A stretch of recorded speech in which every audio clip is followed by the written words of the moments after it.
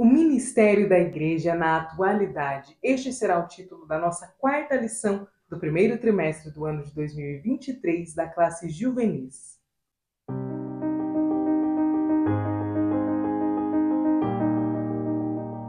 A paz do Senhor, querido aluno e professor da Escola Bíblica Dominical. Eu sou a irmã Damaris, sou professora da EBD, na congregação em que sirvo ao Senhor aqui na Assembleia de Deus em Curitiba. E hoje eu estou aqui para que nós possamos meditar juntos nesta quarta lição da classe Juvenis, em que nós falaremos a respeito das diversidades de vocações que existem na igreja. Antes de nós entrarmos na nossa aula mais propriamente dita, eu gostaria de pedir que você deixasse o seu like, se inscrevesse aqui no canal, caso você não seja inscrito, e já seja muito bem-vindo. E também gostaria de pedir que, se você se sentir à vontade, comente aqui embaixo, será uma alegria poder te responder. E eu quero, inclusive, hoje eu estou bastante emocionada, porque eu quero fazer um agradecimento, porque no sábado, antes da terceira lição, nós atingimos a marca de 1000 inscritos aqui no canal. Eu estou muito feliz, não esperava que fosse tão rápido, mas o Senhor tem nos abençoado. Então eu agradeço a cada um de vocês, alunos e professores, que me dão o privilégio de auxiliarem vocês na preparação das aulas da Escola Bíblica Dominical. Eu fico muito feliz, muito agradecida. Então Deus abençoe, vocês estão nas minhas orações. Muito obrigada. Vamos para a nossa aula, então? Veja só. O nosso versículo-chave está registrado em 2 Tessalonicenses, no capítulo 1 e versículos 11 e 12. Estes textos são muito bonitos, eu gosto bastante deles. Veja só o que eles nos dizem. Deus vos faça dignos da sua vocação e cumpra todo o desejo de sua bondade e obra da fé com poder, para que o nome do nosso Senhor Jesus Cristo seja em vós glorificado e vós nele. Aleluias! A nossa leitura bíblica em classe está em Romanos, capítulo 12, dos versículos 2 ao 8, e também em Efésios, no capítulo 4, versículos 11 ao 16. Lembre-se sempre, professor, que você pode contar com a ajuda dos seus alunos para o momento da leitura bíblica em classe. Assim, eles vão aprendendo a ter desenvoltura no momento de fazerem a leitura bíblica em público. Os objetivos da nossa lição são 3. Então, primeiro, ensinar o que é o ministério cristão. Segundo, apresentar as vocações ministeriais. E terceiro, apontar a importância e os propósitos das vocações ministeriais. Olha só, aqui na nossa introdução, nós encontraremos a definição da palavra ministério, porque ela é muito utilizada nos nossos dias. É muito comum que nós ouçamos alguém falar sobre ministérios no contexto político, por exemplo. Ministério das Minas e Energias, Ministério da Economia, Ministério da Educação.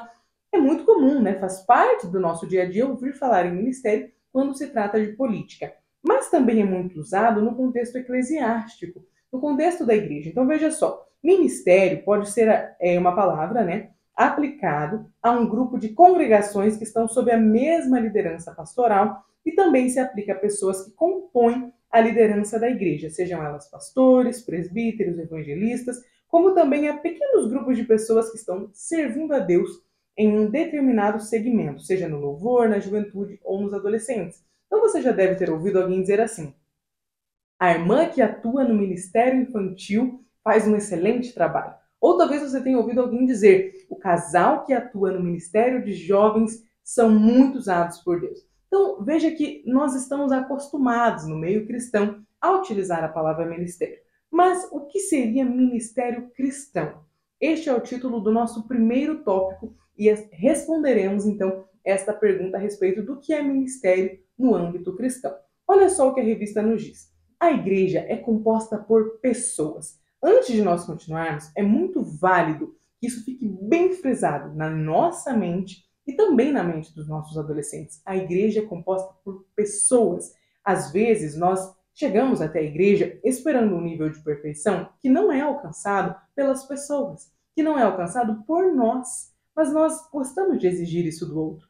Não é natural de nós, né, sentarmos numa cadeira e ditarmos, né, ali o que deveria ser corrigido na igreja, o que não deveria ser assim ou assado, a igreja deveria ser abraçar mais, julgar menos. Nós gostamos de falar essas coisas no nosso dia a dia, mas é sempre importante lembrar, a igreja é composta por pessoas, pessoas tão falhas quanto eu e você. Mas a lição continua. E eu gosto muito desta passagem. Ela é bíblica, está lá em Romanos, capítulo 12, versículo 2, e nos diz assim, ó: a igreja é composta por pessoas salvas por Jesus e transformadas pelo Espírito Santo.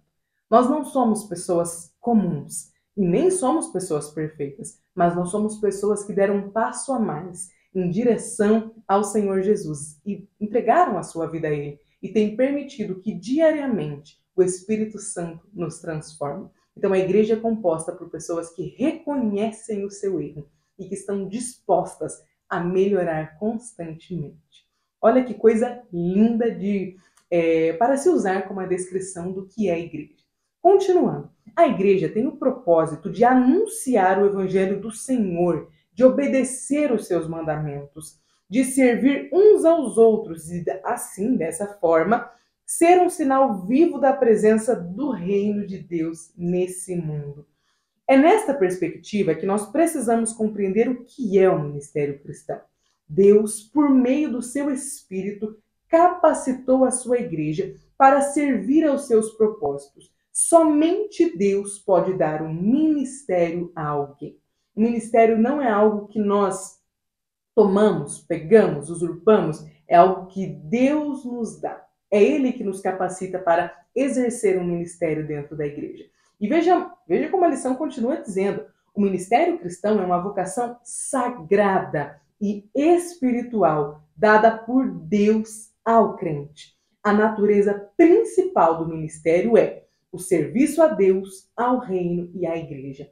Aqui nós podemos citar o que conversamos na lição passada a respeito de desigrejados. Como é que eu posso dizer que estou na direção de Deus sendo um desigrejado, se como desigrejado eu não consigo servir ao reino e à igreja? Veja que não servir à igreja me faz incompleto na natureza do meu ministério como cristão. Então é fundamental que o crente, que o salvo em Jesus, que a pessoa que aceita ser transformada diariamente pelo Espírito Santo, entenda que o seu ministério é composto pelo serviço a Deus, ao reino e à igreja. Amém? No segundo tópico, nós voltaremos a falar sobre a diversidade de vocações. Então veja só, a Bíblia lista diversas vocações ministeriais que são distribuídas pelo Espírito Santo à igreja. A fim de explicar sobre essa diversidade, o apóstolo Paulo utilizou aquele exemplo do corpo que nós falamos na aula passada. Lembra que eu mencionei que o fato de eu ter dedos não me faz impossibilitada de ter orelha? Lembra que eu disse? Então, é muito importante que nós entendamos que dentro da igreja nem todo mundo será o nariz, estará numa posição de destaque. O cabeça é Cristo, nós sabemos, mas nem todo mundo será o pescoço, será muito visível. Alguns serão os dedos. Alguns de nós estarão em uma posição que não é muito vista, só que continuaremos fazendo parte do corpo de Cristo. O corpo precisa ser completo, repleto de todos os órgãos, né, que um corpo é composto. Então, eu sei que, às vezes, nós temos a tendência de achar que é melhor ser a parte X do corpo. Ou então, assim, eu prefiro ser o ombro do que ser o joelho. Eu prefiro ser os dedos da mão do que ser os dedos do pé. É natural que nós, seres humanos, tenhamos, alguns de nós, nem todos, mas tenhamos um desejo de estar em destaque. Ou quando nós vemos alguém brilhando muito, tendo muito destaque, nós ficamos pensando, poxa, eu queria tanto que fosse eu. Só que o corpo de Cristo, ele é formado por diversas pessoas, com diversas capacidades. E é muito importante que nós tenhamos sabedoria e entendimento para compreender qual é o nosso ministério, o que foi que Deus nos deu. Porque por mais que eu queira ser um ombro, talvez o Senhor tenha me chamado para ser um cotovelo. Você consegue entender o que eu estou dizendo? A analogia que eu estou fazendo? Talvez você tenha um enorme desejo de cantar, mas o Senhor não te deu uma voz afinada, não te deu uma capacidade, não te deu ritmo, capacidade para adorá-lo cantando. Mas talvez o Senhor te dê uma capacidade de liderar, ou então o Senhor te dê uma capacidade de entendimento para que você possa lecionar, ser um ensinador ou uma ensinadora dentro da casa de Deus. Então é muito importante que nós, como corpo de Cristo, tenhamos consciência de qual parte nós recebemos para fazer, né, para executar essa função e fazê-la da melhor forma possível. Continuando, veja só. Na igreja haverá pessoas com vocações diferentes, e isso foi determinado pelo próprio Deus. As vocações não devem ser comparadas como se tivessem níveis de importância.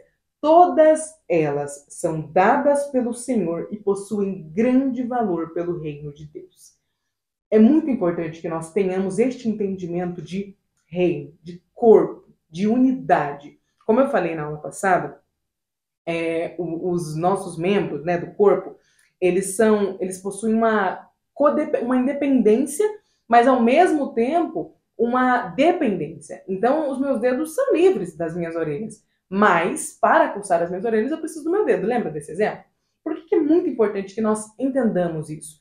Porque quando nós adquirimos a mentalidade de reino, nós sabemos que o irmão que nos cumprimenta na porta, que nos recebe na porta da igreja, é tão importante quanto o irmão que faz a leitura principal do culto, ou tão importante quanto o líder de louvor, ou tão importante quanto o pastor. Só a eternidade vai revelar os galardões, né, que serão entregues a cada um dos seus membros por terem feito as suas funções. Não adianta eu ser um líder de louvor, estar diante de toda a igreja numa posição de destaque e fazer a obra do Senhor relaxadamente. É melhor que eu execute a função que o Senhor me deu, seja de tesoureiro, seja de líder de jovens, seja de auxiliar na cantina, a função que o Senhor me deu, mas que eu a faça da melhor forma possível, porque assim eu estarei honrando ao Senhor e servindo-o de acordo com aquilo que Ele me deu. É muito importante que nós cristãos tenhamos sempre em mente que o Senhor nos chamou para servir.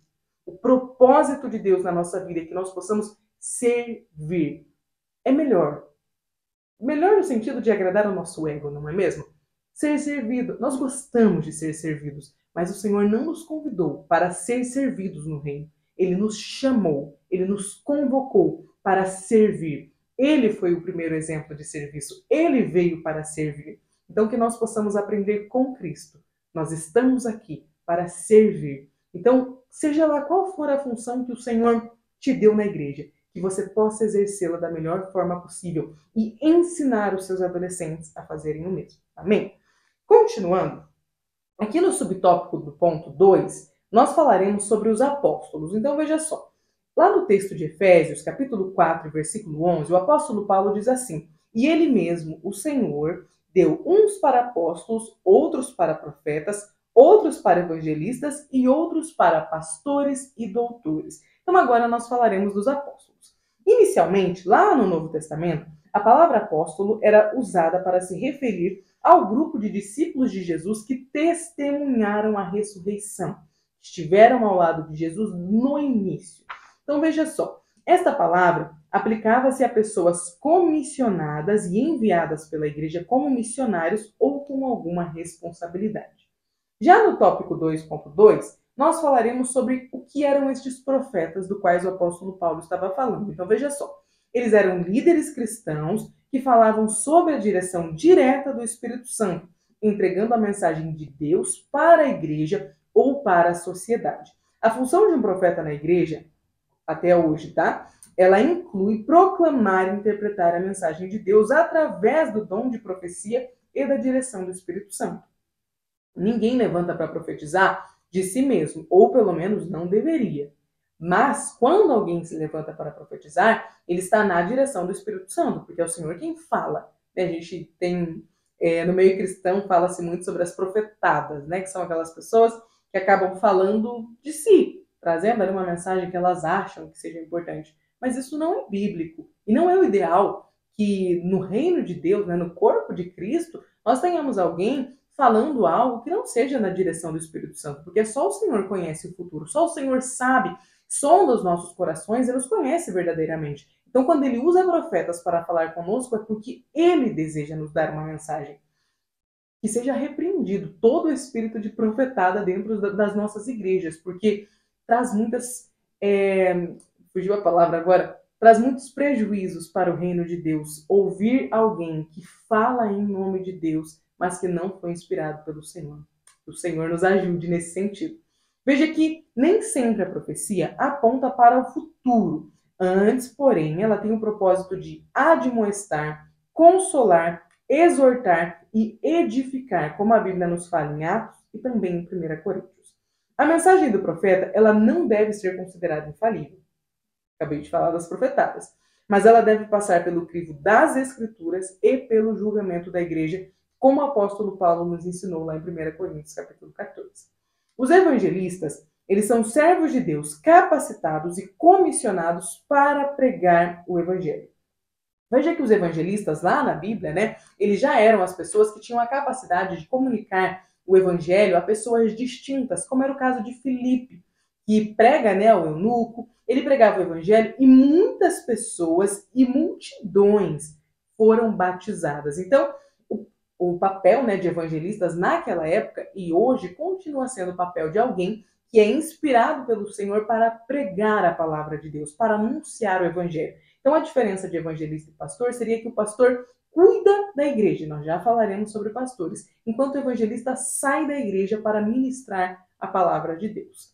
Aqui no ponto de pastores, nós veremos que lá no contexto do Novo Testamento, às vezes os pastores eram chamados de bispos ou de presbíteros, tá? Às vezes você está lendo lá as cartas paulinas ou as cartas gerais e fala, nossa, mas quem eram os bispos, né, os pregadores? É muito comum que se use o termo bispo para o apóstolo Pedro, por exemplo. E às vezes nós ficamos meio confusos.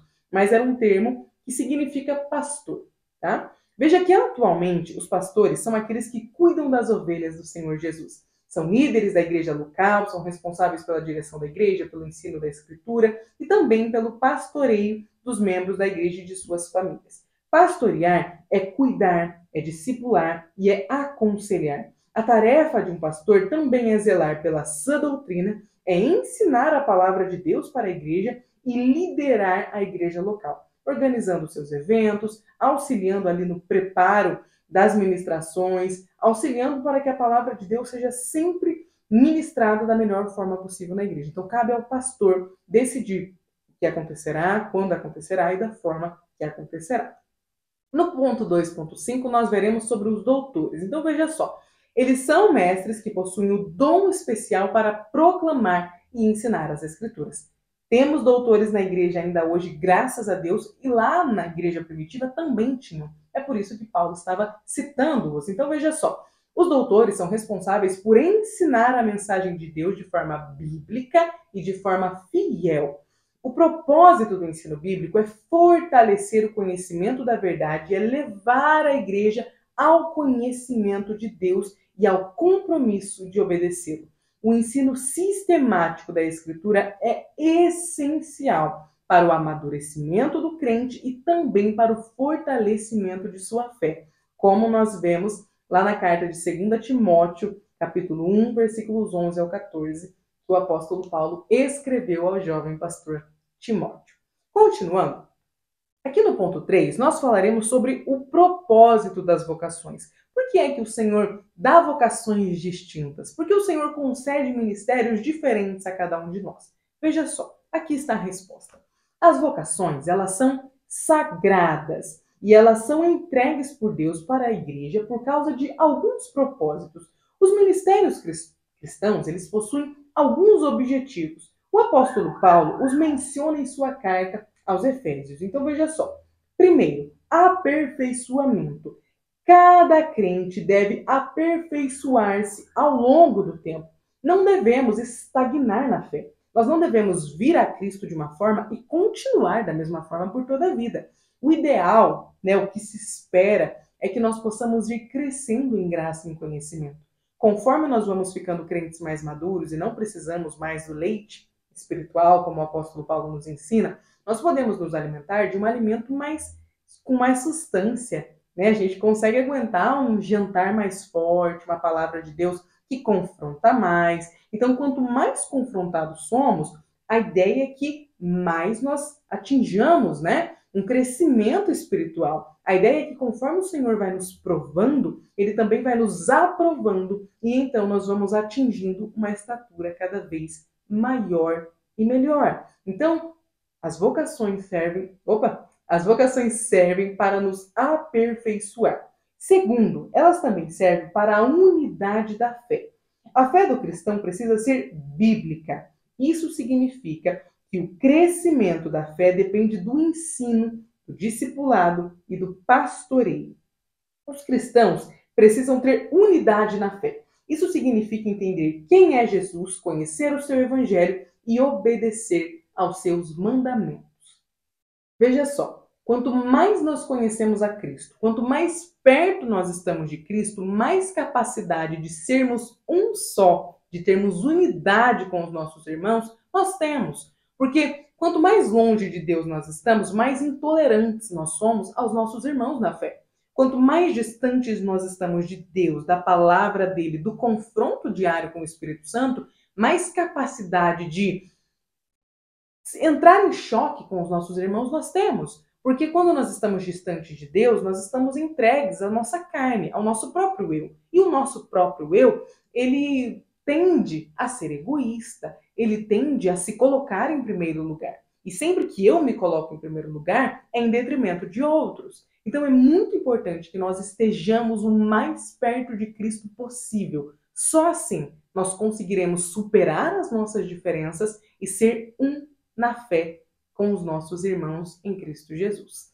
O terceiro ponto nos fala sobre o amadurecimento. Então veja só, o cristão precisa amadurecer e aprender a diferenciar a doutrina verdadeira dos ensinos antibíblicos. O crente maduro não segue modinhas religiosas ou falsos mestres. Ele não é como uma criança que pode ser facilmente iludida porque ele conhece a verdade.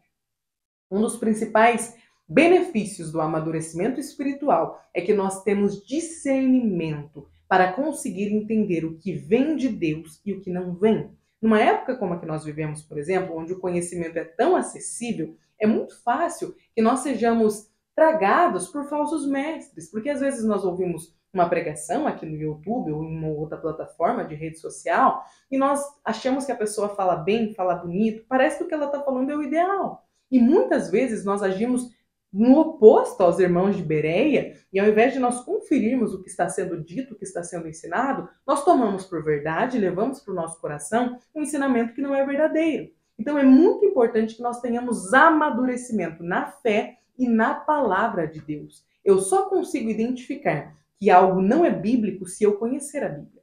Como está o seu estudo das Escrituras? Como anda a sua leitura da palavra de Deus? Você, como professor da Escola Bíblica Dominical, pode dizer que já está em caminhos mais avançados no amadurecimento? Você consegue não só passar para os seus adolescentes o ensinamento desta revista, como também protegê-los de falsos mestres, de falsos ensinos? Que o Senhor nos ajude a nos aperfeiçoarmos para alcançarmos este amadurecimento. Amém? E aqui no último ponto nós temos o crescimento da igreja como um dos propósitos das vocações. Então veja só, o crescimento verdadeiro da igreja não pode ser medido por números. Eu sei, quanto maior a igreja, que quanto mais pessoas tem na igreja, mais parece que aquela igreja é abençoada. Mas nem sempre é assim. Para crescer, a igreja precisa estar submetida a Cristo. A igreja só pode crescer se estiver em unidade, bem ajustada e interligada. Só há crescimento na igreja quando há um bom ajuste. E não há um bom ajuste sem alguns apertões, né? Os irmãos aí que são mais acostumados a mexer com porcas, com empurrar parafusos, sabem do que eu estou falando. Para que algo fique bem ajustado, é preciso alguns ajustes, né? Apertar um pouquinho mais, às vezes prender um pouquinho além daquilo que se esperava. Por que eu estou falando isso? Porque nos dias que nós vivemos, onde muitos de nós somos intolerantes à correção, intolerantes à verdade, é difícil que haja um crescimento de uma igreja que esteja bem ajustada, porque muitos rebanhos não querem ser corrigidos, não querem ser admoestados pelas palavras do seu pastor, que são inspiradas por Deus. Então, nestes dias, mais do que nunca, uma igreja bem instruída não é medida pelo seu número de pessoas mesmo. Ela é medida pelo que é dito em seu púlpito. O nível da igreja nós podemos medir pela quantidade de pessoas que são bons ouvintes da palavra de Deus e maduros o suficiente para interpretar a palavra que está sendo dita. Então, nós não podemos medir a qualidade de uma igreja pela sua quantidade, né? Pela quantidade de pessoas que estão ali. Só o céu vai revelar quantas surpresas nós teremos de igrejas que talvez estejam consideradas vazias, né, para os nossos dias, se compararmos a grandes comunidades, mas que ali é pregada a palavra de Deus de forma viva, a palavra eficaz, a palavra que nos confronta e que nos transforma. Enquanto alguns movimentos que estão sempre lotados trazem apenas uma palavra que afaga, acaricia o nosso ego. Que o Senhor nos livre de sermos vítimas destas mensagens que só objetivam público, muitas pessoas, agendas cada vez mais cheias e likes aqui no YouTube. Que o Senhor Jesus não nos deixe levar pelo ego, mas que nós possamos, sim, estar em igrejas, fazer parte de comunidades cristãs que sigam estes pontos, que se aperfeiçoem dia após dia, que sejam unidos na fé, que tenham maturidade espiritual e que cresçam porque estão bem ajustados na palavra de Deus. Amém? Aqui no último ponto, quarto ponto, nós falaremos sobre a atuação ministerial da igreja. Então veja só, os ministérios são presentes dados por Deus, que tem por finalidade a edificação da igreja. Esta é a palavra-chave. A finalidade é a edificação da igreja. Os crentes que recebem tais vocações espirituais devem se dedicar ao Senhor em santidade, em fidelidade e em serviço. Nenhum ministério bíblico pode ser exercido sem a presença e direção do Espírito Santo. Porque se é Deus que dá o ministério, é Ele que deve conduzir a pessoa durante o ministério dela, não é mesmo? Continuando, veja só. Os que são chamados à atuação ministerial devem ter uma vida de oração, leitura da palavra e busca pelo Espírito Santo. Uma igreja atuante ministerialmente torna-se uma igreja relevante, que é o que nós estamos falando neste trimestre. Veja que a influência, de uma igreja relevante ela é notória tanto nas famílias como também na sociedade.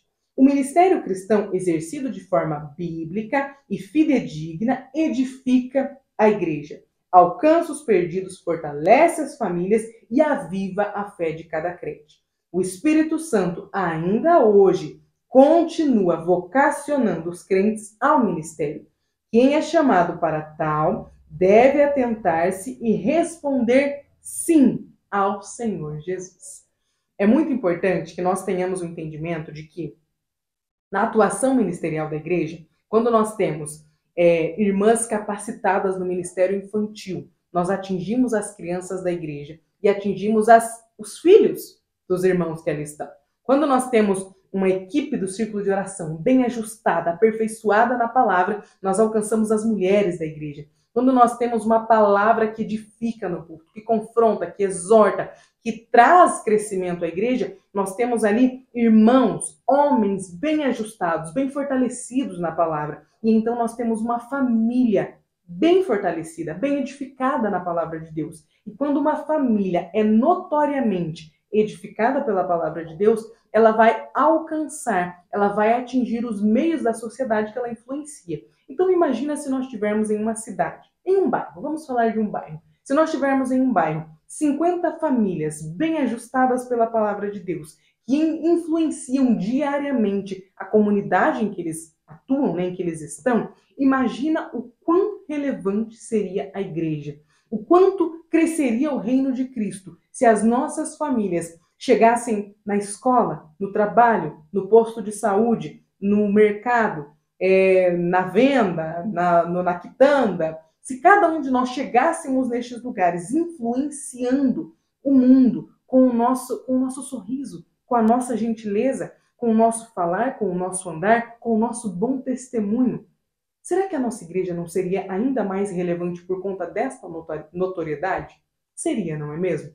Pois veja que é exatamente isso que o Senhor deseja. Se cada cristão atuar de forma que ele possa glorificar ao Senhor e abraçar a sua função e fazer o melhor que ele pode para Deus, então nós teremos uma igreja bem edificada. Esta igreja bem edificada será relevante para a sociedade. E então o reino de Deus apenas crescerá mais e mais. Que o Senhor nos ajude, que o Senhor nos capacite a exercer as nossas funções ministeriais da melhor forma possível.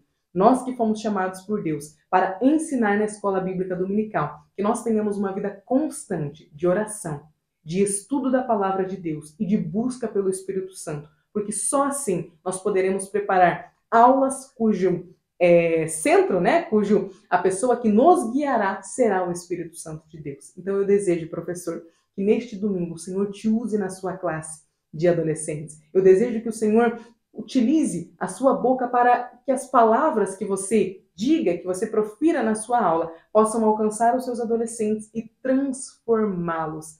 É o que eu desejo para você. Deus abençoe e até a próxima aula.